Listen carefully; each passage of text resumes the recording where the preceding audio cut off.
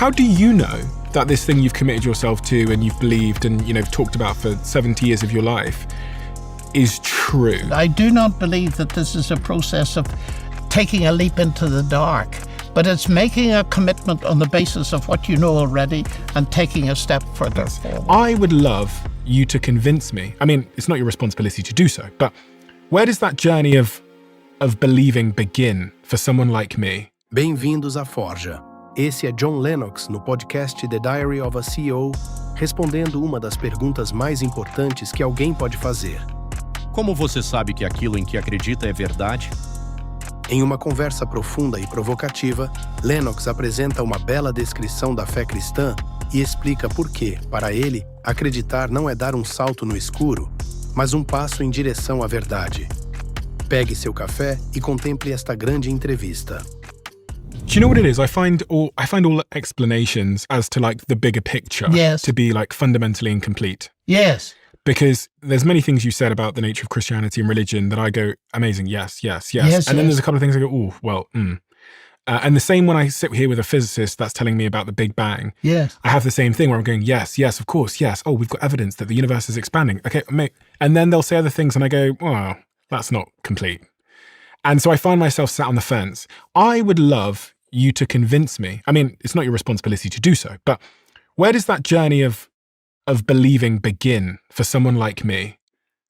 Because, people say the Bible, and I go, well, it's kind of like what you said about the computers. It's like, if you're using something to justify the same thing is true, yes, then that circular reasoning I find to be incomplete. Because I could write on this piece of paper, Stephen Bartlett is a lizard. Yes. And this piece of paper is true. And then you then use that same piece of paper to justify the validity of that same piece of paper. Mm-hmm. And I go, well, that's yes. Not solid reasoning. No, but you see, I could say, Stephen Bartlett, there's a red Ferrari parked in the street outside. Yeah. And it's yours if you want to take it. We could sit and discuss it for 1,000 years. You would never know whether I was true or not unless you went and looked. Mm-hmm. And it seems to me the word skeptic is a very interesting one. I regard myself as a skeptic, but in Greek, skeptai means to look at something from a distance. Now, if you are ever going to get to know a person, you've got to begin to give up your distance. You will know that from everyday life. Mm-hmm. And it seems to me one of the things to try to begin to grasp is God is not a proposition or a philosophy or even a religion. God is a person. And as a person, he has entered our world, however incredible that may seem, although this is the irony of the Harari position, if I might just say it on the side. People come to me, as they've done, with their transhumanist agenda and say, we're going to solve the problem of death and we're going to increase human happiness. And I look at them and I smile and I say, you're too late. And they say, what? We haven't got there yet. I said, you're too late. What do you mean we're too late? Well, I said, the problem of physical death was solved when God raised Christ from the dead 20 centuries ago. And as for human happiness and uploading us into eternity, I'm waiting for the biggest uploading that's ever going to happen in history when Christ returns and raises me from the dead, because that is precisely what he promises. And it's most interesting watching people. And I say, isn't it fascinating that your transhumanism consists in humans reaching out to become little gods, whereas Christianity is the exact opposite. It talks about a God who became human so that he could give us life and give us a new relationship with him. What really completes the circle for me is that my relationship with God is a relationship which is based on the solution to the really hard problem. And that is the problem that I, by nature, have not always done good. And by my own standards, I've failed. Now, all this talk of transhumanism, AI, and everything else, what it's trying to do is to build paradise, utopia, without facing the problem of the damage that humans have caused to themselves and one another. They will not face the sin problem. Christianity, to me, doesn't compete with anything else, because Christ offers me something nobody else offers me. Nobody else offers me peace. The peace of knowing that I have real forgiveness. The peace of knowing that I have a friend and a companion to whom I can talk all the time. That's been so meaningful in my life, as I spell out in detail in my autobiography. And the peace of having been given a new life that will not end when I die. I'm 82 now. I'm probably more than twice as old as you are. As I look towards the future, I have in my heart a certainty. Not because I've merited it, the exact opposite, because I couldn't merit it, but because Christ has done something for me through the cross and the resurrection. That may sound all mumbo-jumbo at the moment, but has done something that enables me to have a relationship that is secure, that floods over the whole of life, and has made my life what it is for the last 70 years, more or less. I think everybody, especially in a world that's getting increasingly lonely and disconnected and isolated for many reasons, is looking for that secure relationship. They are. They're looking for their own, a home that can't fall down. Yes. Yes, and a peace that doesn't fade, and an inheritance that doesn't. Exactly. You're dead right. If I could choose that, if I could press a button and have it, I would have it.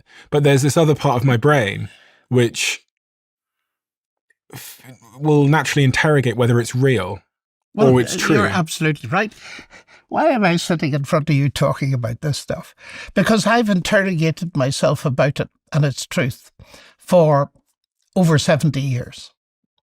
I've made myself totally vulnerable. That's why I got into all the debates with new atheists and all the rest of it, because I want to be sure. But it won't come about by pressing a button. It will come about if you're open enough to say, God, I'm open, reveal yourself to me, and I'm prepared to take the steps that I feel are leading me onto solid ground. I do not believe that this is a process of taking a leap into the dark, but it's making a commitment on the basis of what you know already and taking a step further forward. And the interesting thing about this is the trust that's at the heart of everything. I trust my wife. I've been married to her for 58 years this year. It's evidence-based trust. I don't trust her for no reason. And the same is true of my friends, as will be the case with you. Evidence-based trust in science and in Christian things. I don't regard myself as religious particularly, and the reason is this, and it's an important reason. Most religions prescribe a moral way that you try to follow, and you've teachers, gurus, imams, all the rest, priests, to keep you on the way, and then you come to a judgment at the end, and I usually draw a scale of justice, and if your good deeds tip over the bad deeds, then you get into whatever it is, heaven, nirvana, all the rest of that's religion. It's not Christianity, though many people think it is. Because if you ask them, are you a Christian? They say, well, I do my best and I hope that God will be kind. That isn't Christianity. It's the exact opposite of Christianity. That's a merit-based religion. And you see, the irony of all this is that we would never, or at least I don't know, some people might, but in a human relationship, we don't base our affection and relationship with someone on the basis of their merit. I have a little analogy I use that sometimes tickles people's minds. I say that I met a beautiful girl on my second day at Cambridge. I'd been warned she might be there, and she was, sitting in church. And I decided that I'd like to marry her. So I bought the most expensive cookery book I could. And I came and I handed it to her, and she said, what's that? Well, I said, we have an interesting tradition in our family, you see. And if anybody gets married, they give the potential bride a cookbook. Why? Well, look at page 152. Here's the the laws for making an apple cake, and I like apple cake. So law 1, 2, 2, 2, take so much flour, sugar, sugar. Now I said it's going to be like this. If you keep those rules for the next, let's be generous, 40 years or so, I will accept you. Otherwise, you can go back to your mother. Now, when I say that to an audience, they rock about with laughter, but it's exactly the way many of them have been taught to think about God. Keep the rules as best as you can and hope that God is generous. When actually, I did no such thing. I've given my wife several cookbooks, but they're not the basis of the relationship. And because the relationship is based on acceptance that comes at the start of the common journey, it sets her free to live and do other things that she wants to do. And I have noticed often that once people begin to realize that, they're beginning to understand a basic concept, which is grace, that God does everything. And if we trust him, he it is that gives us the certainty. So it's not arrogance to accept it from him. It's arrogance, actually, to reject and say, oh, no, I'll go my own way and I'll try my best and hope that you will accept me. And the heart of the Christian message, which I believe is there, is that the trust is based on what someone else has done, what Christ has done, not what I have done. And that's what's given me the power. And as I said earlier, completed the circle and enabled me to live. That was a really beautiful description and definition of what the Christian faith is about. It still leaves me with a question about whether it's true. And this is the sort of central question that I need to find my way over. Yeah, I agree with you. Absolutely.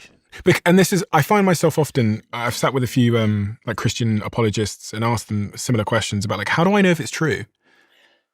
And I guess so far I've got, you know, if there's a red Ferrari outside, you'd have to go outside and see for yourself. That's the only way you're going to know. But how do you know that this thing you've committed yourself to and you've believed and, you know, talked about for 70 years of your life is true? And could it be the case that it's not true? Okay, let's handle that. That's a hugely important question. I have two approaches to this, which I call, roughly speaking, objective and subjective. And it depends entirely where someone's coming from. They may start very far back and say, look, we read about this chap Jesus. How do we know he ever existed? Well, then you go to the ancient historians and you find that most of them, whether they're atheists or not, believe that he existed and so on. I accept that he existed. Yes. Yeah. Okay. Well, that's a good start. You know, some of the disciples, when Jesus rose from the dead, they just didn't believe the story. Ridiculous. And there's a famous story of Thomas, who said to the others, he said, unless I see the marks in his hands and so on, I won't believe. And then Jesus stood among them. And he didn't make fun of Thomas's objection. He said, Thomas, come and have a look. You never know what swimming is until you get into the water.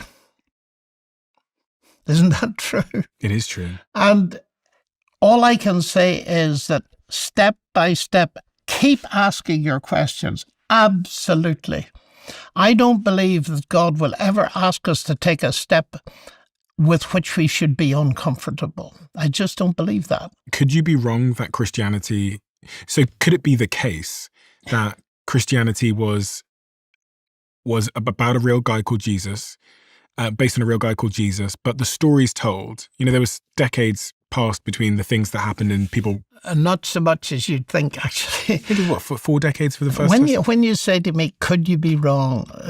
My academic mind says theoretically yes, but practically no. Could I be wrong? It would be like asking me, John, you know, you've been married to Sally for 58 years. Could you be wrong that she loves you? Well, theoretically, yes. But actually, the evidence all points in the other direction. And that's what I would say that I have built up in my life. And I'd love you to ask me that question when you've read that autobiography. Why would you think it would reform? Because I think what I relate there is enough evidence for someone outside who's skeptical to say there may well be something in that. But in the end, you won't know until you step into the water. And then you find that Christ is there to catch you. And what did you find in the water when you stepped into the water? Well, I was very young. You see, my parents taught me quite clearly that I wasn't born a Christian. You become a Christian by trusting Christ. That's to have somebody born or made a Christian by some ceremony is absurd to my mind. And so, in my simple way, I responded as a child. I didn't have any great feelings or anything else. But what happened to me as I grew, and especially as I went to university in Cambridge, and I decided, look, I really believe this stuff is true. I'm going to stand for it. And it was when I began to stand and share with others that a great deal of the underpinning came in and the certainty came. Cumulatively, not all I've never had these big flashes of anything, but I have had several experiences of what I can only put down to direct divine guidance. E você, o que achou dessa reflexão? Uma das ideias mais marcantes desta conversa é que Deus não é apenas um conceito para ser estudado, uma filosofia para ser debatida ou uma teoria para ser analisada. Deus é um ser vivo que deseja se relacionar conosco. John Lennox argumenta que, assim como na analogia da Ferrari vermelha estacionada do lado de fora, existem coisas que não podem ser conhecidas apenas à distância. Em algum momento, é preciso dar um passo adiante e investigar por si mesmo. Deus não é apenas um assunto para discussão, mas alguém que pode ser conhecido. E talvez a pergunta não seja apenas "isso é verdade?", mas também "estou disposto a buscar a resposta de coração aberto?". Deixe sua opinião nos comentários. O que mais chamou sua atenção nesta conversa? E se você gosta de conteúdos que desafiam a mente, fortalecem a fé e nos ajudam a buscar a verdade, inscreva-se no canal e acompanhe os próximos vídeos da Forja.